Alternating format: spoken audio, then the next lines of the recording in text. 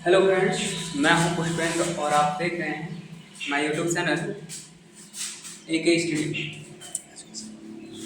आज हम बात करने वाले हैं अपने इस वीडियो में नंबर सिस्टम के बारे में, जो कि कंपटीशन में अक्सर पूछे जाते हैं। तो इस नंबर सिस्टम को जितने भी हमारे इसमें जितने भी पॉइंट्स होंगे, आप सभी उन सभी पॉइंट्स को आप नोट करते रहेंगे और केयर करेंगे। चलिए हम स्टार्ट करते हैं अपनी वीडियो को। नंबर सिस्टम हमारा क्या टॉपिक है? नंबर सिस्टम, जिसको हम कहते हैं क्या? संख्या पद्धति। क्या है दोस्तों नंबर सिस्टम? नंबर सिस्टम का मतलब है संख्या पद्धति, अर्थात हम इस नंबर सिस्टम में क्या पढ़ेंगे, इसमें जितनी भी संख्याएं होती हैं उन सारी संख्याओं के बारे में हम अध्ययन करेंगे। तो जितने भी, जैसे हम यहाँ पे बात करते हैं संख्या के बारे में, संख्या क्या होती है, तो पहले इससे पहले आता हमारा अंक, जिसको हम बोलते हैं डिजिट। क्या? डिजिट। तो हमारी गणितीय अवधारणाओं में या फिर जितनी भी गणितीय संक्रियाएं होती हैं गणित में, हम जितने अंकों का प्रयोग करते हैं, तो वहां पे अगर हम देखें तो टोटल केवल 10 ही अंक मिलते हैं जो जीरो से होते हैं। 0, 1, 2, 3, 4, 5, 6, 7, 8, 9, अर्थात टोटल मिलते हैं हमारे कितने अंक? 10 अंक। और इन्हीं 10 अंकों का प्रयोग करके हम जितनी भी संख्याएं होती हैं उन सारी संख्याओं को हम लिखते हैं। तो टोटल अंक हुए 10। अब ये तो हुआ अंक। अब देखिए यहाँ पे संख्या, नंबर जिसको हम बोलते हैं। क्या? नंबर। नंबर अगर हम बात करें नंबर, जैसे यहाँ पे देखिए ये 25 लिखा गया है। कितना? 25 है। तो इसमें कितने अंक हैं? अंकों की बात करेंगे तो यहाँ पे एक अंक ये हुआ और एक अंक ये, तो 2 अंकों का प्रयोग हुआ। लेकिन जो हमारी संख्या है केवल क्या है? एक ही संख्या है, वो है 25। लेकिन ये ध्यान है, जैसे हमने यहाँ पे लिख दिया 3, 4 और 5 है, तो इसमें कितनी संख्याएं हैं? 3 संख्याएं हैं। एक 3 हुआ, 4 हुआ, 5 हुआ। अगर अंकों की बात की जाए तो ये तीनों संख्याएं जो हैं कितने कितने अंकों की हैं? एक एक अंक की हैं। 3, 4, 5। लेकिन अगर हम इसी को ऐसे लिखें 345, तो हमारी ये संख्या क्या बनेगी? एक ही संख्या बनी है जो है 345। और अगर बात पूछे इसमें कितने अंक हैं, ये वो है केवल एक ही संख्या है, ये 345। तो संख्या कितनी है? एक। अंक कितने हैं? 3। तो ये रही बात अंक और संख्या के बारे में। तो अंक कितने होते हैं? 10 अंक होते हैं, 0 से लेकर के 9 तक। और संख्या, और इन्हीं सारी 10 संख्याओं, ये 10 अंकों से जो है हम जितनी भी संख्याएं बनानी होती है तो हम उन्हें बनाते हैं। आगे बात करते हैं जो हमारा नंबर सिस्टम होता है। नंबर सिस्टम को हम 2 पार्ट में डिवाइड कर देते हैं। एक होता है हमारा रियल नंबर होता है, और क्या होता है? Imaginary number. देखते हैं आगे। नंबर सिस्टम कितने पार्ट में डिवाइड कर रहे हैं? 2 पार्ट में। एक हमारा है क्या? Real number. रियल नंबर जिसको हम बोलते हैं क्या? वास्तविक संख्या।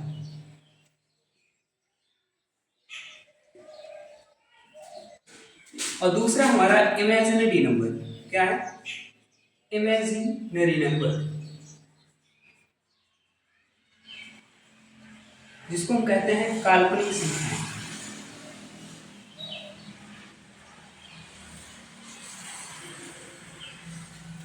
तो जो नंबर सिस्टम है कितने भागों में हम बांट रहे हैं? 2 नंबर में। एक होता है रियल नंबर और क्या होता है? एक इमेजिनरी नंबर।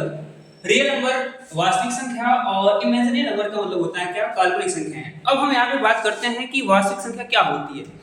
तो वास्तविक संख्या जैसे जो संख्या हम संख्या रेखा पर प्रदर्शित कर सकें या फिर लिख सकें या डिनोट कर सकें, तो उन्हें हम कहते हैं क्या? Real number. ऐसी संख्याएं जिन्हें हम संख्या रेखा पर लिख सकते हैं या दिखा सकते हैं, उसे हम क्या कहते हैं? वास्तविक संख्या। ठीक। जिन संख्याओं को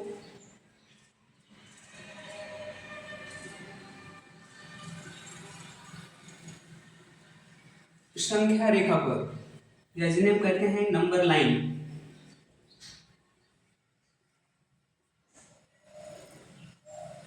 व्यक्त कर सकें, उन्हें हम क्या कहते हैं, रियल नंबर। और जिन्हें जो है हम संख्या रेखा पर नहीं व्यक्त कर सकते हैं, उन्हें क्या कहते हैं, इमेजिनरी नंबर। तो इन्हें संख्या रेखा पर व्यक्त नहीं किया जा सकता।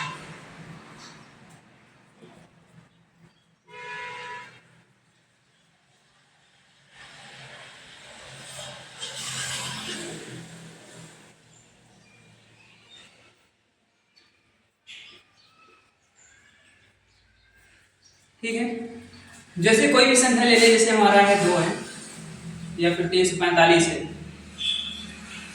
और √2 है, 22/7 है, पाई हो गई, कोई दशमलव की संख्या हो गई 2.25 या 3.1416।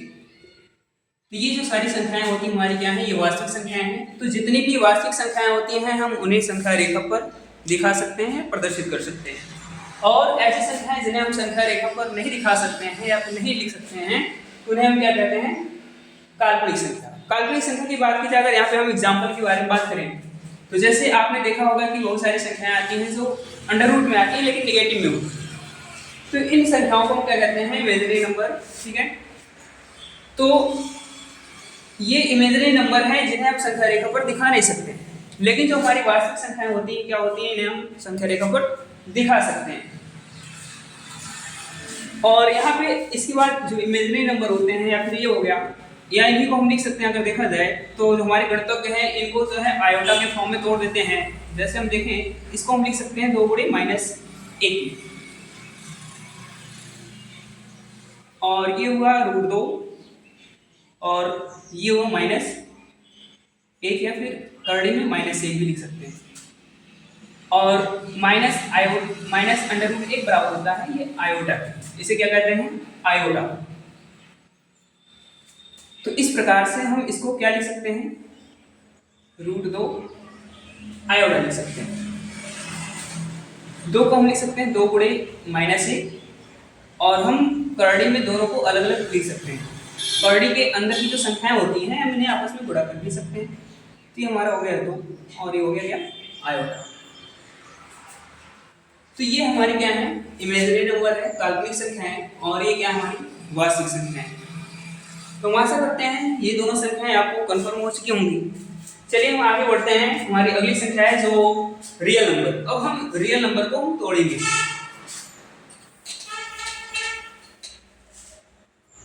अब ये जो रियल नंबर होता है इनको भी हम रेशनल नंबर और इरेशनल नंबर में तोड़ते हैं। रेशनल नंबर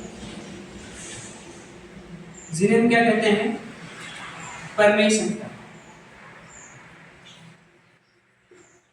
क्या कहते हैं, परमेय संख्या। और एक होता है इरेशनल नंबर। इरेशनल नंबर अपरमेय संख्या।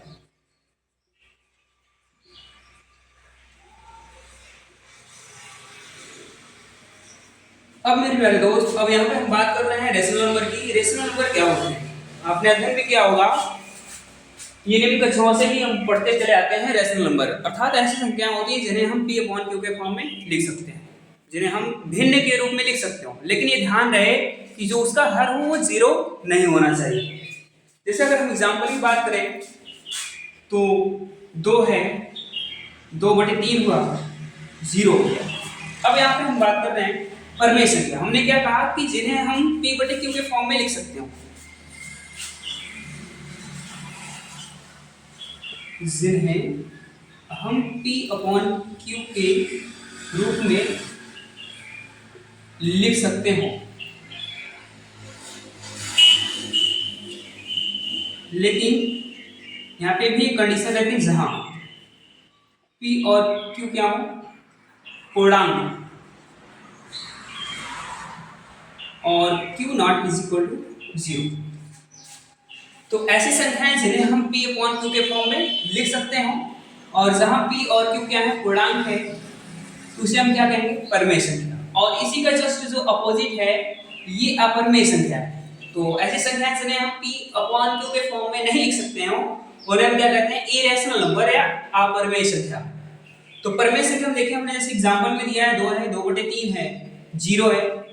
अगर आपके मन में संदेह हो जीरो कैसे परमेय संख्या है, तो जीरो को हम क्या लिख सकते हैं, 0/1 लिख सकते हैं या फिर 0/2 भी लिख सकते हैं, क्योंकि अगर हम इससे भाग करेंगे इसमें क्या आएगा, जीरो ही आता है।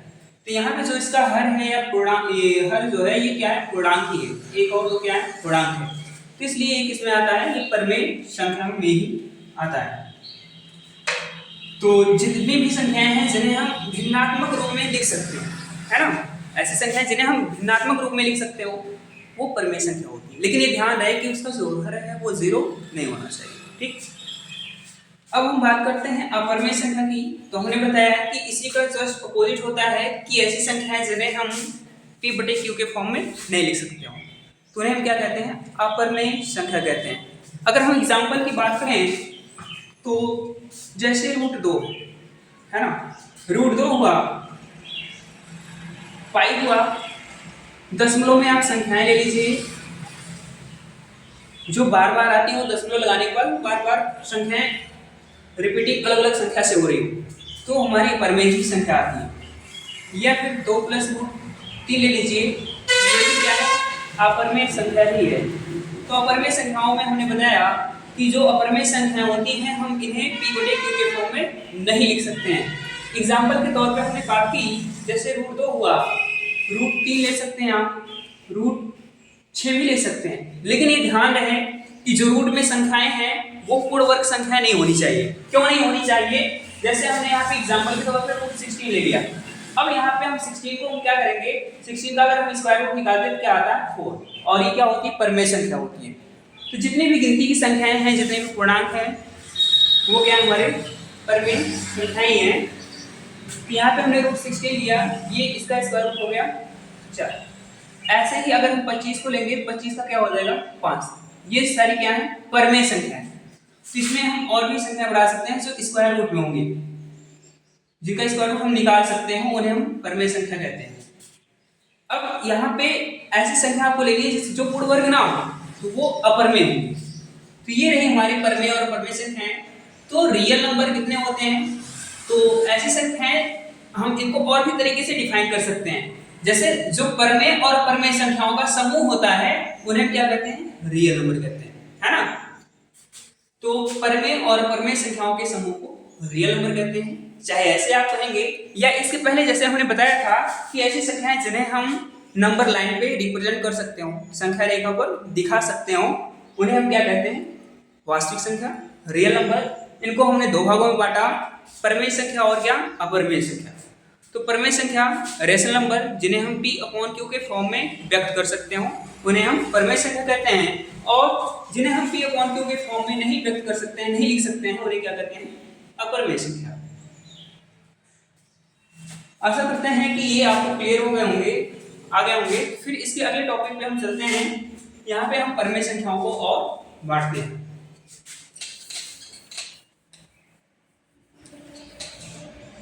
अब परमेय संख्याएं जो होती हैं, परमेय संख्याओं में हम दशमलव की संख्याएं भी लिए, तो इससे पहले हम दशमलव संख्या को देखते हैं। जैसे अभी हमने लिखा था, मान लेते हैं 0.6,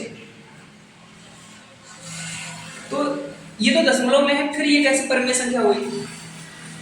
और ये जो 0.6 है, हम इसको कैसे लिखेंगे, 6/10 भी लिख सकते हैं, है ना। या इसके पहले अगर हम इसी को सॉल्व करना चाहें, 2 दिया इसलिए और 2 बचे 10, 3/5। आपने देखा था कि ऐसी सारी संख्याएं जिन्हें हम भिन्नात्मक रूप में लिख सकते हो, जिसका अर्थ 0 ना हो, तो क्या आपकी परमेय संख्या थी। सेम प्रोसेस वही इसमें भी, अगर दशमलव की कोई भी संख्या हो, जैसे यहाँ पे 0.24 हो गया, इसको हम क्या लिख सकते हैं, 24/100। तो ये भी क्या हो जाएगा, हमारा परमेय संख्या। ऐसे ये तो हमारा टर्मिनेटिंग नंबर है।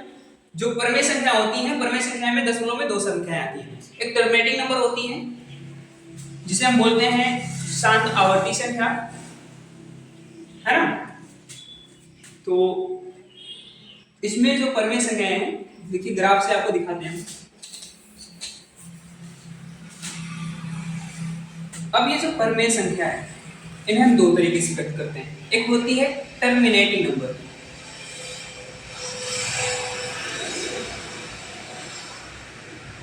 और एक होती है नॉन टर्मिनेटिंग।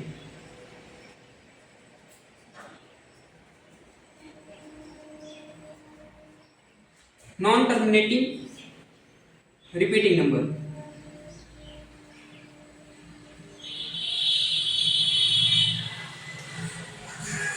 टर्मिनेटिंग का मतलब यहाँ पे है ये शांत दशमलव संख्या है,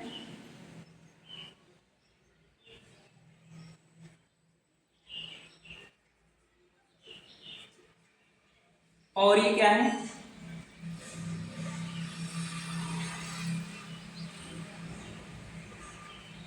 अशांत आवर्ती संख्या।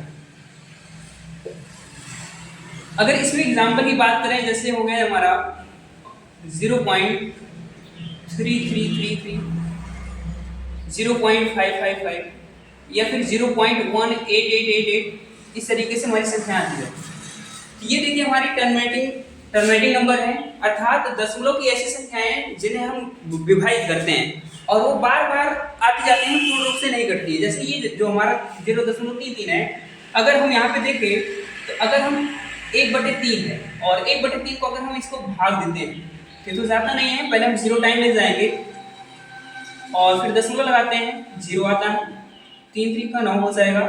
आप माइनस करेंगे, अब दशमलव लगने के बाद हर एक स्टेप पे हम क्या करते हैं, 0 0 बढ़ा सकते हैं, फिर 3 का 3 बार पढ़ना पड़ेंगे, आ जाएगा 9, फिर आप माइनस करेंगे, 1 आएगा, हर स्टेप में आप 0 बढ़ाते जाएंगे। इस तरीके से आप जितनी बार भाग देंगे तो ये 3 3 आता जाएगा। तो ये जो संख्याएं हैं, अगर दशमलव के बाद एक ही संख्या का रिपीटिंग हो रहा है, बार बार आ रहा है, तो ये भी क्या होती है, हमारी टर्मिनेटिंग नंबर अर्थात ये क्या होती है, परमेय संख्या होती है। ठीक क्यों होती है, देखिए हमने यहाँ पे बताया कि इसको हम क्या लिख सकते हैं, 1/3 लिख सकते हैं, या फिर हम इसी को देखिए दशमलव के बाद, देखिए जैसे हम यहाँ लिख रहे हैं 0.3 के ऊपर बार, अगर एक संख्या पे बार हो तो इसको हम लिखते हैं, जितने अंकों पे बार होता है उतनी बार हम नीचे 9 लिखते हैं। अब यहाँ पे अगर हम इसको और सॉल्व करेंगे, 3 एकम 3, 3 त्रिका 9, तो ये हुई वही संख्या हमारी जो भिन्नात्मक संख्या थी। तो 0.333 को हम 0.3, अगर किसी भी संख्या का रिपीटिंग हो रहा है, वो बार बार आ रही है, उसके ऊपर तो एक बार लगा देते हैं।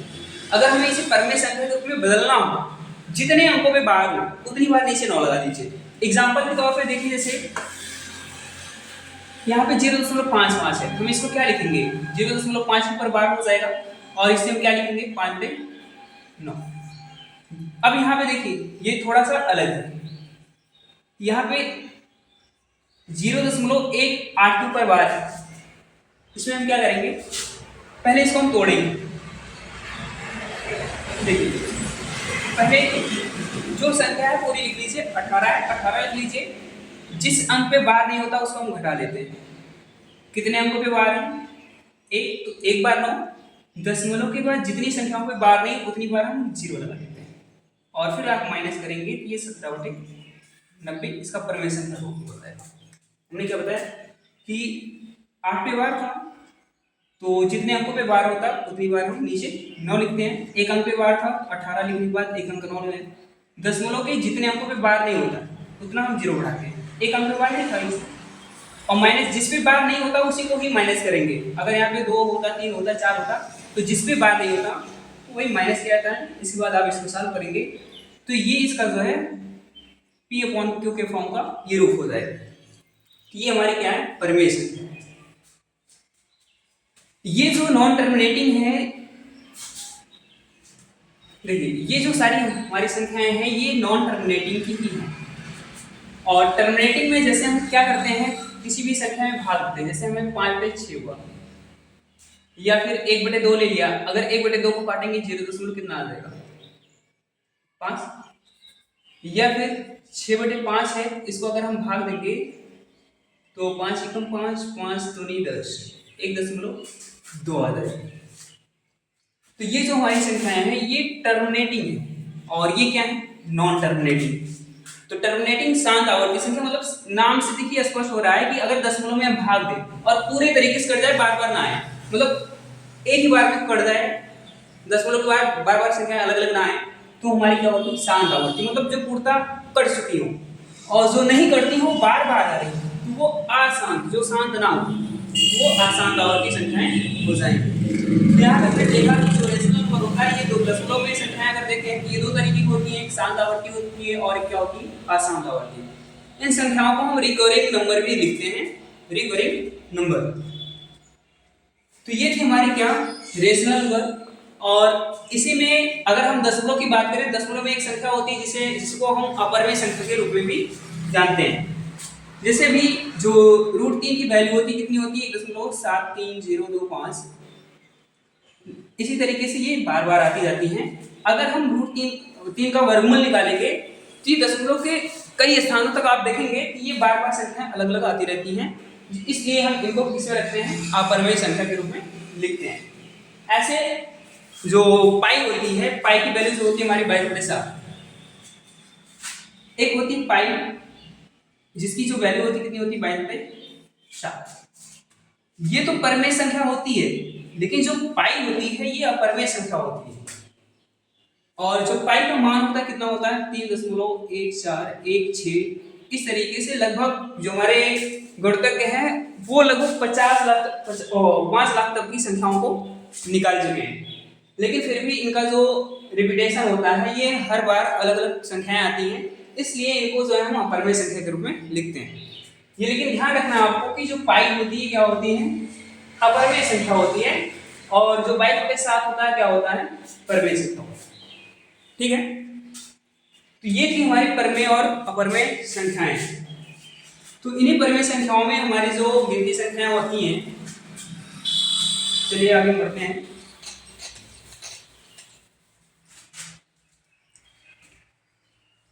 अभी हमने बताया था नंबर लाइन, तो नंबर लाइन पे देखते हैं, उसमें बहुत सारी संख्याएं हैं। वास्तविक संख्या जिन्हें हम नंबर लाइन पे दिखा सकते हो, लिख सकते हो, जैसे 0 है, -1 है। इधर देखिए दाहिने साइड में पॉजिटिव होती है और हम बाएं साइड में आएंगे तो निगेटिव नंबर्स होते हैं। इस तरीके से ये इधर प्लस इनफाइनाइट रहेगा और इधर माइनस इनफाइनाइट रहेगा। तो हमने बताया कि जो संख्याएं संख्या रेखा पर दिखाई जा सकती हो उन्हें क्या कहते हैं, परमेय संख्या कहते हैं, और जो जिन्हें हम संख्या रेखा पर नहीं दिखा सकते उन्हें काल्पनिक संख्याएं कहते हैं। तो अगर इस संख्या रेखा पर हम देखें, इसमें देखिए ये सारे पूर्णांक हैं, ठीक है, पूर्णांक जिसको हम क्या कहते हैं, इंटीजर्स। क्या कहते हैं, इंटीजर्स। तो इंटीजर्स में क्या होती है, इंटीजर्स में जितने भी नेगेटिव नंबर होते हैं और नॉन नेगेटिव नंबर होते हैं। कौन कौन होते हैं, एक होता है नेगेटिव नंबर,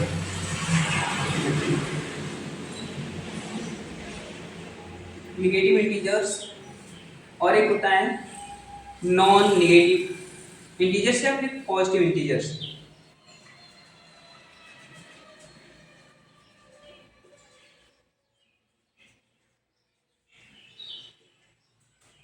निगेटिव इंटीजर्स में जैसे हमने देखा कि -3 है, -2 है, -1 है, इस तरीके से ये अनंत की संख्याएं हैं, तो ये निगेटिव इंटीजर्स में ली जाती है।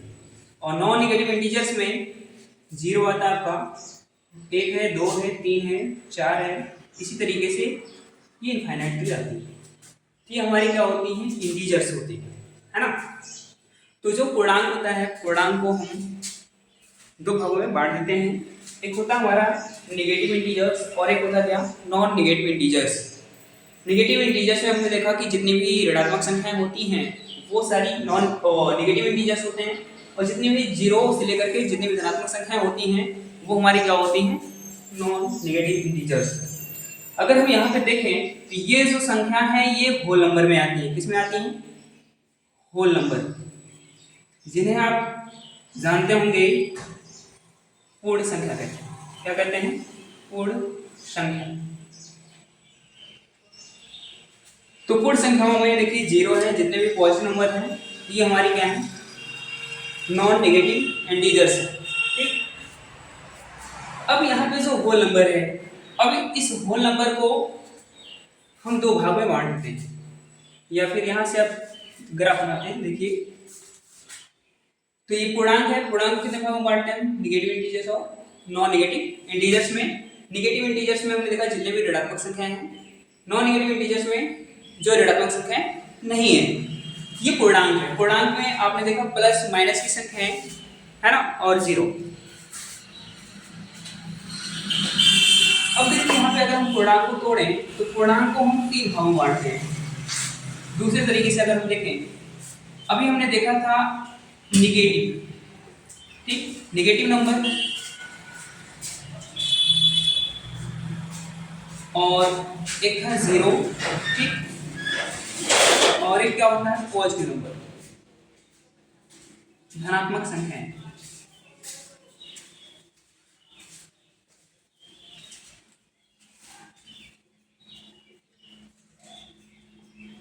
धनात्मक संख्याएं हैं, ये देखिए शून्य है, और ये क्या है ऋणात्मक संख्याएं।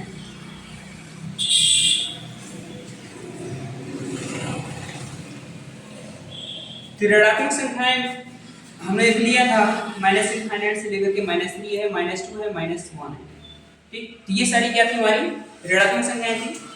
और ये देखिए जीरो है, और इधर 1 2 3 4 है। इस तरीके से ये अनंत तक की संख्याएं जाएंगी। तो इन्हीं संख्याओं को हम क्या कहते हैं, धनात्मक संख्याएं कहते हैं, या फिर इन्हीं को हम नेचुरल नंबर कहते हैं। क्या कहते हैं, नेचुरल नंबर, जिन्हें हम कहते हैं प्राकृतिक संख्या। कुछ लोग प्राकृतिक संख्या लिखते हैं, कुछ लोग प्राकृतिक संख्या लिखते हैं, तो वही है हमारा नेचुरल नंबर है, ठीक। तो हमने देखा यहाँ पे जो पूर्णांक होता है, पूर्णांक को हमने कितने भागों में बांट दिया, 3 भागों में। एक निगेटिव में बांटा है, एक जीरो है, और एक क्या है पॉजिटिव में। निगेटिव में जितनी सारी संख्याएं हैं -1 -2, जो संख्या रेखा पर जीरो के बाएं साइड में हो वो ऋणात्मक संख्या होती है, और जीरो के दाहिने साइड में क्या होती है, ये धनात्मक संख्या होती है। और इन धनात्मक संख्याओं को हम क्या कहते हैं, प्राकृतिक संख्या, ठीक है। तो जो प्राकृतिक संख्या होती है, यहाँ से भी बहुत सारे क्वेश्चन भी पूछे जाते हैं कि धनात्मक संख्या पहली प्राकृतिक संख्या कौन होती है, 1 होती है ना। पूछा जाता है सबसे छोटी प्राकृतिक संख्या कौन होती है, तो सबसे छोटी जो प्राकृतिक संख्या वो क्या होती है, 1 होती है। और ये देखिए जो जीरो है, जीरो ना तो ये निगेटिव है ना तो पॉजिटिव है, जीरो इज नॉट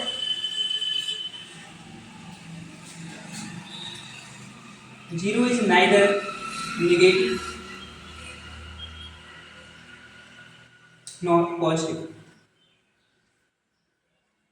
जीरो जो होती है ना तो ये नेगेटिव होती है ना तो पॉजिटिव संख्याएं होती है, बल्कि ये इन दोनों के बीच की संख्याएं हैं, ठीक है। तो यहाँ पे हमने देखा पूर्णांक को हमने बांट दिया निगेटिव, जीरो और पॉजिटिव संख्याओं में। तो जो पॉजिटिव संख्याएं होती हैं किसमें आती है, नेचुरल नंबर में आती हैं, और जो जितनी भी पॉजिटिव संख्याएं हैं ये किसमें आई, नेचुरल नंबर। नेचुरल नंबर अब देखिए इनको हम डिफाइन कैसे करते हैं, देखिए गिनती की जितनी भी गणन संख्याएं हैं, गणन संख्या मतलब जो गिनने में प्रयोग की जाती है। किसी भी चीज को अगर हमें गिनना हुआ तो हम कहाँ से स्टार्ट करते हैं, डायरेक्टली 1 से ही स्टार्ट करते हैं, ना कि हम 0 -1 पे जाते हैं, नहीं जाते ना।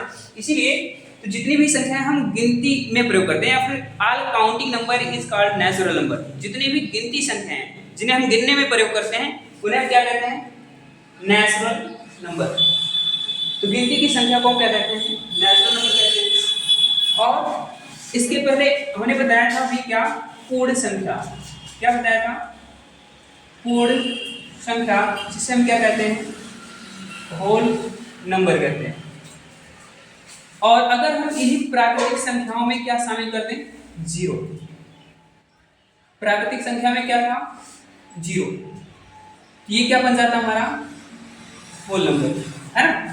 तो जो पूर्ण संख्या होती है वो 0 से स्टार्ट होती है, 0 1 2 3 4 5, है ना। लेकिन जो हमारी नेचुरल नंबर होती है वो क्या होती है, वो 1 से ही स्टार्ट होती है। अगर बात की जाए कि सबसे जो छोटी पूर्ण संख्या होती है वो क्या होती है, 0 होती है ना। तो सबसे छोटी पूर्ण संख्या क्या है, 0 है, और सबसे छोटी प्राकृतिक संख्या क्या होती है, 1 होती है ना। और पूर्णांक में सारे हमारे नेगेटिव्स होते हैं, ना तो इस ओर का पता है ना तो इस ओर का, ये कहाँ तक जाएंगे कोई पता नहीं। तो ये हमारी सारी क्या थी, संख्याएं थी। अब इन्हीं संख्याओं को हम और भी भागों में बांट देते हैं, जिसमें आपको मिलेंगे सम संख्याएं, विषम संख्याएं, भाज्य संख्याएं, अभाज्य संख्याएं। तो यहाँ पे हम प्राकृतिक संख्याओं को हम तोड़ते हैं। ये जो ग्राफ है आप अपनी कॉपी में भी नोट कीजिएगा।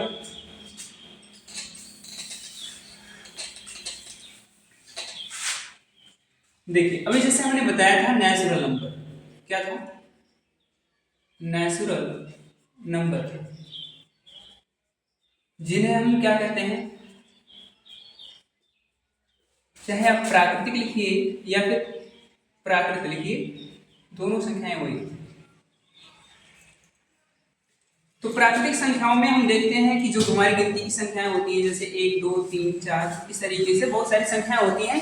अब इसमें भी एक भाज्य होती है जिसको हम बोलते हैं कंपोजिट नंबर, और एक होता है क्या, आभाज्य संख्या होती है। ठीक है, तो इनको हम दो पार्ट में अगर हम तोड़ें, देखिए क्या, एक है प्राइम नंबर। प्राइम नंबर को हम बोलते हैं क्या, आभाज्य संख्या, और एक होता है कंपोजिट नंबर।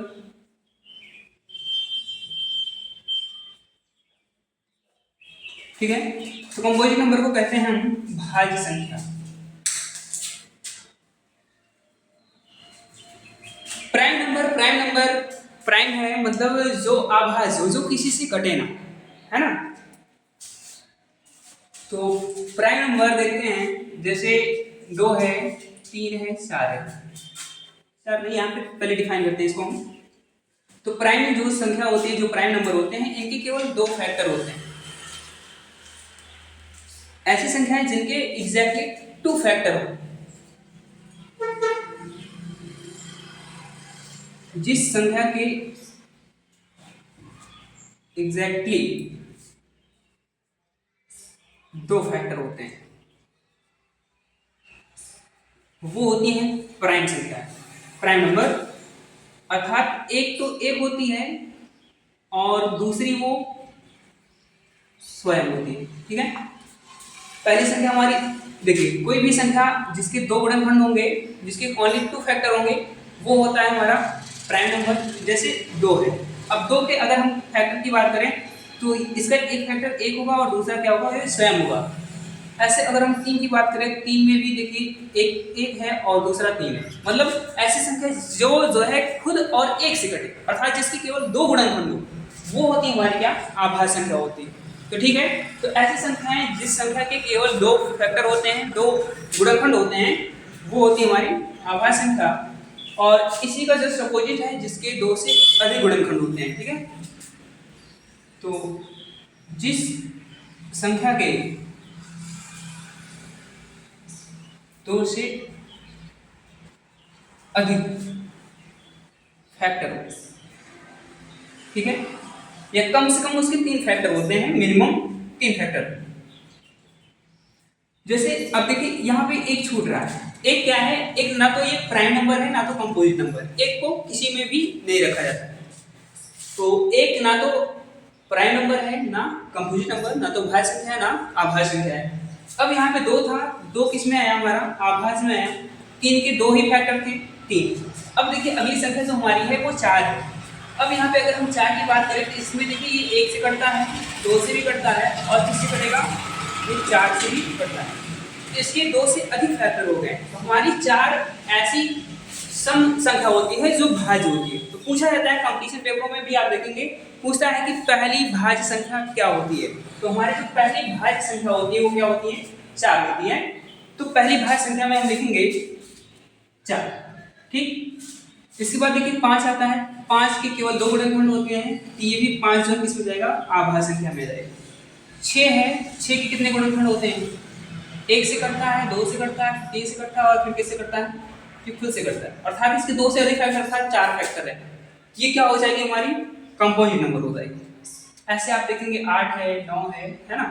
इसी तरीके से बहुत सारी संख्याएं हैं जिसके 2 से अधिक फैक्टर होते हैं, उन्हें हम क्या कहते हैं, कंपोजिट नंबर, भाज्य संख्या। भाज्य संख्या है जिसके 2 से अधिक गुणनखंड होते हैं। ठीक है, तो आगे इसमें भी और सारी संख्याएं हैं जिसमें आप सम संख्या पढ़ते हैं, विषम संख्या पढ़ते हैं, एक मिलती है चक्रीय संख्या मिलती है, तो वो हम अपने नेक्स्ट पार्ट में देखेंगे। Thank you for watching this video.